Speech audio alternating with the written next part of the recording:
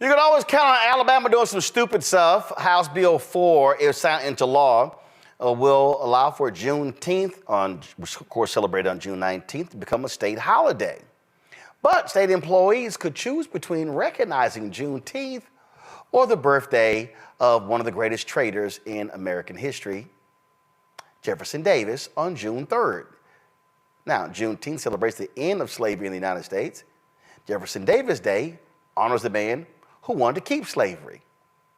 Some see this bill as a compromise, a way to give people a choice and make Juneteenth more acceptable. Is this some bullshit, Derek? I always find it amazing, Roland, that anytime it relates to Black people, let's just make this plain. We always got to compromise. We always got to share, right? This is almost like saying Black Lives Matter. Well, what about White Lives Matter, right? I mean, it just frustrates me to no end. They should not have a choice in Alabama. Juneteenth is a federal holiday, but you're going to try to, lessen the blow for the state employees in Alabama and give them a choice? Really? You're going to give them a choice? So do we have a choice, Roland, for 4th of July? Do we have a choice, for Black History Month? They gave us one, they got the other 11. And so I just find it's always that we have to compromise when it comes to Black people. It's just frustrating to no end. But the crazy thing here, Amakongo, so y'all want to make the day that is designated to celebrate the end of slavery in Texas a state holiday, but you want to give the option to celebrate the birthday of the enslaver and the man who wanted to who led the Confederacy to keep the very thing that you are celebrating. Go ahead. And the celebrated man who said that he didn't even want the Confederate flag flown at his funeral, when they lost, right? If they lost. Right. Look, this is amazing. This country, I don't know any country in the world that celebrates losers as much as the United States does.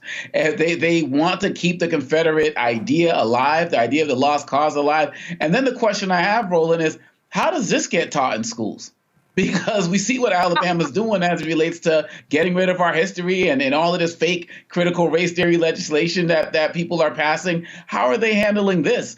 What is this going to look like in the books? Because I'm sure they're not even going to be talking about Juneteenth in the books. And so they give the employees the option to choose which holidays they want to recognize. But then in the books, they can't even read about this stuff, or you can't even teach about it. The hypocrisy is so real, but it shows how they're just trying to hold on to everything in every way, shape, or form. And we have to continue to fight. We have to continue to speak up. We have to continue to call out this hypocrisy. And all of those, white folks who lived out in Alabama who claim to go to the rallies and believe in Black Lives Matter and say, are y'all speaking up, or are y'all challenging the government on this? This can't just be a Black people issue. If you believe that our history matters and that our lives matter, you should be speaking up as well. But again, Roland, but in this country, there are so many elements here who want to continue to celebrate the losers. This is what Trump is playing off of. And if we continue to push back, we will eventually win and stop having to compromise on situations like this. This is the start, but it's not going to be where it's going to end, because we're going to get the full recognition. And Jefferson Davis, the loser, is not going to be there. It's just a matter of time. This is where we are today, but it's not where it's going to last. Julian? I'm just laughing, Roland. I can't stop laughing. The temerity of Alabama, the utter nerve of them to try to pair Jefferson Davis with Juneteenth. The problem is that while it's hilarious on one hand, it raises challenges on the other for Black employees in particular. If people have to make a choice, will people be pressured to make the Jefferson Davis choice? What role will human resources play in this? Will this be a red flag for racists? I mean, there are a lot of questions that are raised. How will the choice be made? You go to HR 1 Juneteenth. So while it's hilarious and it's ahistorical, it's so ahistorical. People keep behaving as if the Confederacy, we're just some states' rights group. When you go and read the Confederate Constitution, they talk about being built on the premise that Black people are inferior, built on the premise. So when you celebrate Jefferson Davis, what you're celebrating is the premise that Black people are inferior. Now, we know that there are many who do believe that, but let's be clear. Don't give me this, we're just celebrating our history, the daughters of the Confederate Revolution. We're just celebrating our ancestors. The ancestors were sacks of you-know-what, who basically rebelled in enslavement because they could not have had a Southern economy without free Black labor. So when you celebrate Jefferson Davis, that's what you're celebrating.